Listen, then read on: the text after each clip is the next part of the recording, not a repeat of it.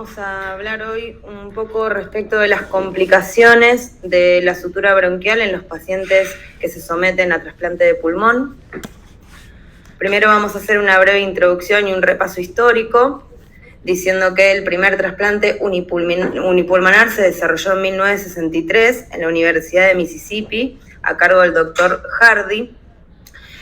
Trasplantaron a un paciente que se encontraba preso en contexto de un homicidio. Era un paciente que tenía una enfermedad pulmonar de tipo EPOC. Le ofrecieron someterse al trasplante con la opción de poder mejorar, en el mejor de los casos, su calidad de vida, y si eso fuese satisfactorio, le iban a otorgar la libertad gracias a haber colaborado con una causa humanitaria.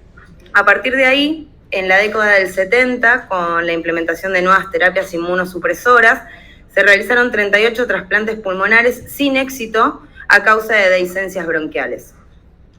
En la Argentina, el primer trasplante se llevó a cabo en 1967 en el Instituto María Ferrer, un 1 de mayo, a cargo del doctor Mollins, y a partir de ahí, la Argentina empezó a evidenciar que era una práctica que necesitaba ser regularizada. Se crea bajo una ley, primero el CUCAI, que era el Centro Único de Ablación y Trasplante, para finalmente convertirse en el INCUCAI, donde actualmente hay en lista de espera 7.015 pacientes, de los cuales 286 requieren un trasplante pulmonar. Bien, ahora, haciendo referencia propiamente dicha a qué son las complicaciones de la sutura bronquial, son lesiones que comprometen la anastomosis o que pueden presentarse distales a la misma. El mecanismo fisiopatológico por el cual se generan es la isquemia intraoperatoria. Esto es porque el bronquio está irrigado por ramas de arterias bronquiales y algunas ramas con flujo retrógrado de la arteria pulmonar. Cuando se lleva a cabo la sección bronquial para luego confeccionar la anastomosis, esos vasos se seccionan y tardan más o menos 4 a 6 semanas en generarse una revascularización de las mismas. Es por esto que durante todo ese periodo de tiempo, el pulmón que fue recientemente trasplantado se irriga mediante flujo retrógrado de la arteria pulmonar, y eso lo hace propenso a ser un territorio con isquemia y, en el peor de los casos, a desarrollar una necrosis. Respecto a la clasificación de las complicaciones de la sutura, las podemos dividir en tempranas y tardías. Dentro de las tempranas podemos mencionar la infección, la necrosis y la dehiscencia, y dentro de las tardías el granuloma, la estenosis y la fístula. Como punto clave, entre el 9 y el 13% de las anastomosis bronquiales desarrollan algún tipo de complicación lo suficientemente grave como para requerir una intervención terapéutica, y no en todos los casos son intervenciones satisfactorias. Estas complicaciones a su vez se asocian con una disminución en la calidad de vida, aumento en el número de las hospitalizaciones y por ende un elevado gasto en el sistema de salud. Respecto a su incidencia, varía en la distinta literatura que uno puede buscar respecto al tema, pero parecería oscilar entre el 1.4 y el 33% de los casos, con una mortalidad entre el 2 y el 4%. En la actualidad, esta mortalidad ha disminuido drásticamente, principalmente por las innovaciones en los cuidados de la salud, no solamente en el ambiente de los cuidados críticos, sino también en las terapias inmunosupresoras. Bien, vamos a hablar ahora de los tipos de lesiones o los tipos de complicaciones de la sutura. La primera y más común es la estenosis bronquial. La estenosis bronquial generalmente ocurre entre los 2 y los 9 meses después de desarrollarse el trasplante pulmonar. Tiene una incidencia entre el 1.6 y el 32% y es un factor independiente de mortalidad. Puede presentarse de forma proximal a nivel de la sutura o distal a la misma, y está en estrecha relación con una técnica quirúrgica que es la técnica telescópica. Esta es una técnica que se utiliza cuando hay un mismatch en el diámetro entre el bronquio del donante y del receptor. Eso lo que genera es que sea un tejido más propenso a la formación de la estenosis. El otro tipo de técnica quirúrgica, que es la anastomosis término-terminal, también corre riesgo de estenosis, pero en menor frecuencia respecto a la telescópica. Bien, respecto al tratamiento, en algunos casos son simplemente controles endoscópicos, en otros casos requieren tratamiento con láser o tratamiento con dilatación. En algunos casos se ha utilizado la colocación de stent, la verdad es que muchas veces con resultados poco satisfactorios, y en casos más graves la literatura reporta que han tenido que ser sometidos inclusive a intervenciones quirúrgicas o incluso a retrasplantes. Respecto a la dehiscencia bronquial, es una complicación de alta mortalidad que es resultado de la expresión más grave de la isquemia a nivel de la sutura. Esta isquemia conduce a la necrosis y generalmente ocurre entre 1 a 5 semanas después de que el paciente es sometido al trasplante de pulmón. Puede ser parcial o completa y tiene una incidencia reportada de entre el 1 y el 10%. Otro tipo de lesiones son los granulomas, que el granuloma, el principal problema que presenta es una reducción significativa del calibre bronquial. Generalmente está en asociación con el área de la anastomosis o a veces está asociado inclusive con la dehiscencia como respuesta o como un mecanismo de reparación frente a la dehiscencia de la sutura. La causa de la formación de granuloma es la estimulación de los mediadores de la inflamación y la activación de macrófagos y tiene una estrecha relación con la infección por Aspergillus. La malasia se define como la reducción de más del 50% del calibre de la vía aérea durante la expiración. Está en estrecha relación con una debilidad de la pared bronquial y cambios en la estructura cartilaginosa y se objetiva dentro de los 4 meses posteriores al trasplante. La fístula es una complicación grave, compleja, pero relativamente poco frecuente del trasplante de pulmón, que requiere un manejo multidisciplinario. Suele ser consecuencia, al igual que el granuloma en algunos de los casos, de la dehiscencia, y hay principalmente 3 tipos de fístulas: las broncopulmonares, las broncopleurales, las broncomediastinales y las broncovasculares. Estas últimas son las más graves de las 3, ya que generan horadación a nivel de los vasos y generan sangrados que terminan con la muerte del paciente, porque son sangrados profusos, masivos y de difícil manejo. Requieren técnicas de imágenes adicionales por fuera de lo que es la técnica endoscópica para poder ubicar bien en qué segmentos se encuentran y el grado de complejidad que cada fístula tiene. Y a saber, la dehiscencia de la pared anterior, que es la que pone más en riesgo de la fístula de tipo broncovascular, tiene significancia y mal pronóstico a largo plazo. Este es un gráfico que muestra lo que explicaba antes de la irrigación a través de las arterias bronquiales, que durante la sección quedan dependientes de un flujo retrógrado desde la arteria pulmonar y que condicionan el desarrollo de la isquemia.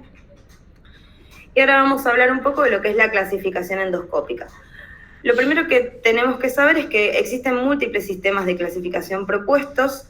El objetivo principal es tratar de encontrar una clasificación que se ajuste a todas las áreas críticas que trabajan con este tipo de pacientes y que podamos utilizar un lenguaje universal.